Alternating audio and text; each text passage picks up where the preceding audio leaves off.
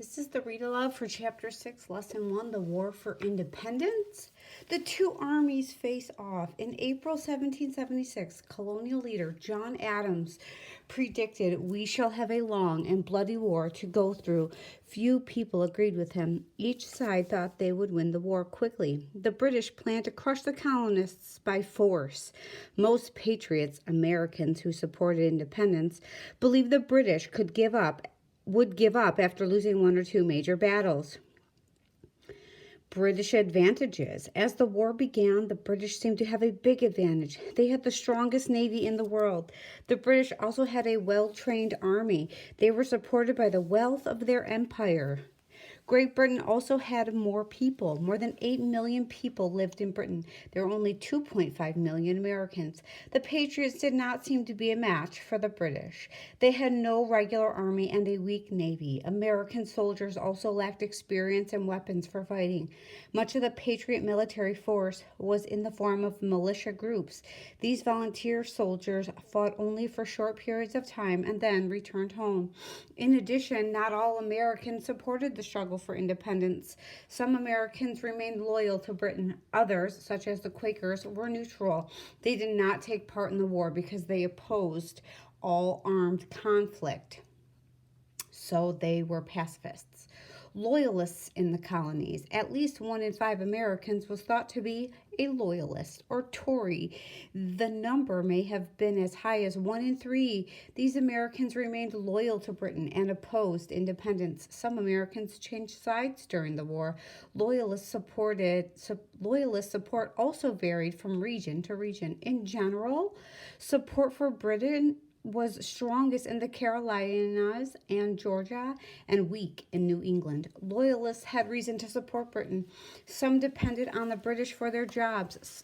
Some feared the revolution would throw America into chaos. Others simply could not understand why the colonists wanted independence. For them, patriot complaints seemed minor and not worth figuring out. The British actively sought I'm sorry, I lost my spot. The loyalists had reason to support. Some depended on the British for their jobs. Some feared the revolution would throw America into chaos.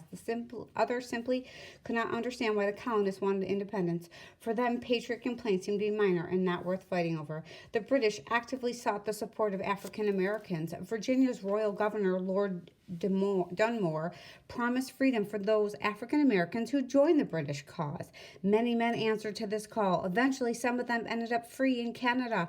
Others settled in British colonies, the British colony of Sierra Leone in Africa. Loyalty to Britain divided friends and family. For example, William Franklin, son of patriot Benjamin Franklin, was a loyalist who served as a royal governor of New Jersey. This disagreement caused a lasting damage to the relationship. As one Connecticut man observed, neighbor was against neighbor, father against son, and son against father, and that would not thrust his own blade through his brother's heart was called an infamous villain. Advantage of the Patriots. The Patriots did hold some advantages. They were fighting on their own ground.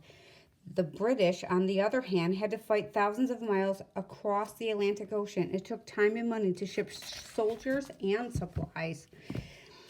The Patriot soldiers also had greater motivation or sense of purpose. The British relied on mercenaries to fight for them. The Americans called these mercenaries after the region in Germany from which most of them came. The Patriots fought for the freedom of their own land. This gave a greater stake in the war's outcome than soldiers who fought for money. The Americans also lured the Hassans away with promises of land. The Patriots' greatest advantage was probably their leader, George Washington. Few could match him for courage and determination. The war might have taken a different turn without Washington. The Continental Army. After the Declaration of Independence, the Continental Congress served as the national government. However, the Congress had the power to raise more money. lacked the power to raise more money through taxes. Delegates led by James Madison of Virginia called for a stronger national government to bind the colonies together. They believed that winning independence was possible only under a strong national government.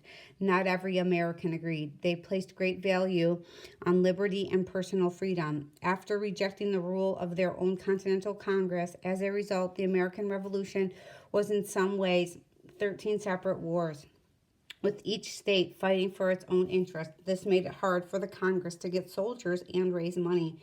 Local militia made up a part of the Patriot forces. These troops were limited. Many were farmers who needed to provide for their families and did not want to leave their fields unattended. The Patriots also needed well-trained soldiers who could fight the British throughout the colonies. To meet this need, the Congress established the Continental Army, which depended on the states to recruit soldiers. At first, soldiers signed up for just 1 year, but General Washington asked for longer terms. If we ever hope for success, he said, we must have men established for the whole term of the war. Eventually, the Continental Congress invited soldiers to sign up for 3 years or until the war ended. Most soldiers, however, signed up for only 1 year.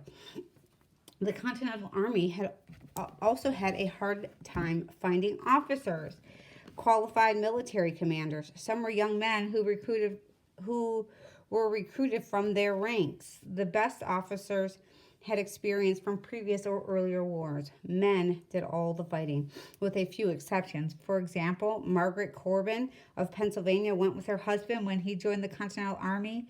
After he died in battle, she took his place.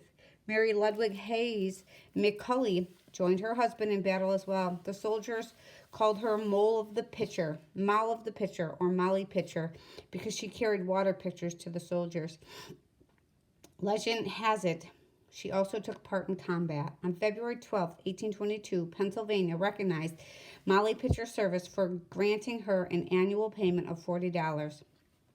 Deborah Stampson of Massachusetts took a different route to the battle. She joined up as a soldier by disguising herself as a man. Early campaigns.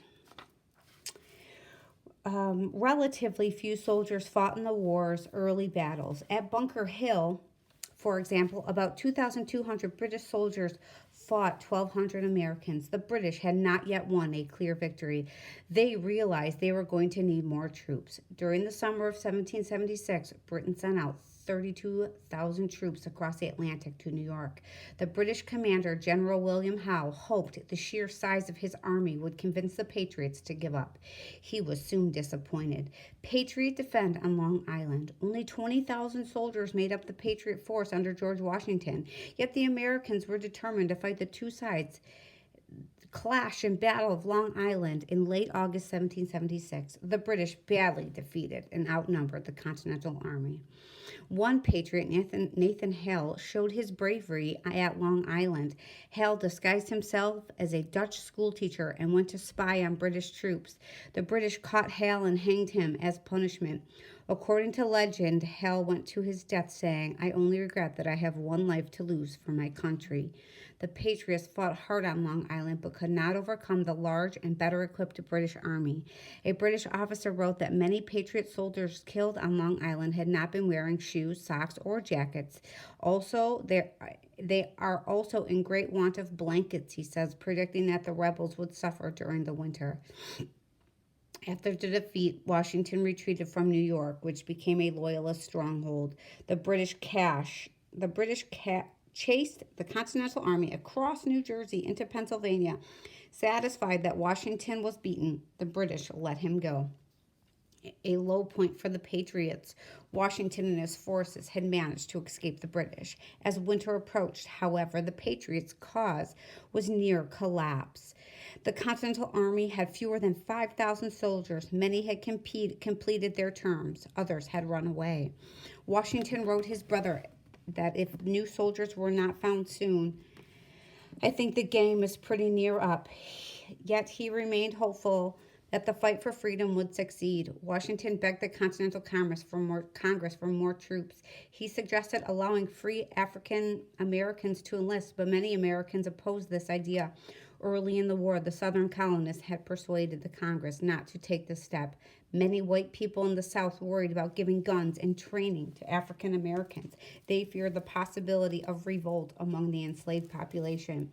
African Americans in battle. The growing need for soldiers led some states to ignore the ban of African Americans. Rhode Island raised an all African American regiment in 1778. By the war's end, every state except South Carolina enlisted African Americans to fight. Historians believe that as many as 5,000 African Americans joined the Patriots. One example was Peter Salem, an enslaved African American from Massachusetts. Salem fought at Concord and at the Battle of Bunker Hill, and he served the Patriot cause throughout the war. In return for his service, Salem won his freedom. African Americans had many reasons to fight. Some fought because they believed in the Patriot cause. Others may have joined up for the chance to earn money. Some were enslaved Africans who had run away or who, like Salem, were allowed by their owners to enlist. The battles of Trenton and Princeton, almost done. While the Patriots were struggling through the winter, the main British force was settled in New York. The British also left some troops in Princeton and Trenton, New Jersey. Washington saw a chance to catch the British by surprise. Washington was camped in Pennsylvania across the Delaware River from the British camp in New Jersey. On Christmas night, 1776, Washington led 2,400 troops across the icy river to surprise the enemy at Trenton, and the next day, Washington then escaped and marched to Princeton. His army scattered the British force there. First, General John Bergeron led troops from Canada. At the same time, Lieutenant Colonel Barry Sergeant Lager would move east from Lake Ontario. A third group under General Howe would move north to the Hudson. The three British forces would then attack Patriot troops at Albany. Before the attack on Albany, Howe sought to capture Philadelphia, the home of the Continental Congress. Howe won battles in September 1777 at Brandywine and Paoli near Philadelphia. Then Howe's troops captured Philadelphia, forcing the Continental Congress to flee. By now, winter was coming. Howe decided to stay in Pennsylvania instead of going to Albany. At the Battle of Saratoga, meanwhile, the British plan for taking Albany was in trouble. In August, American soldiers led by Benedict Arnold stopped St. Lager at Fort Sandwich in New York. General Bergeron's army hadn't reached Albany either. In July, he captured Fort Ticonderoga, but he needed supplies. He sent a force to the American supply base in Bennington, Vermont. A local militia group, the Green Mountain Boys, defeated them. Bergeron retreated to Saratoga, New York. Here, Bergeron found himself in serious trouble and alone. Patriots had stopped St. Lager at Fort Sandwich. Howe was still in Philadelphia. Now American troops under General Horatio Gates blocked and surrounded Bergeron's army. Bergeron made a desperate attack on October 7th. The Patriots held firm. On October 1777, General Bergeron surrendered. The British plan had failed, and the Continental Army had won an enormous victory that changed the course of the war. That is it for this lesson.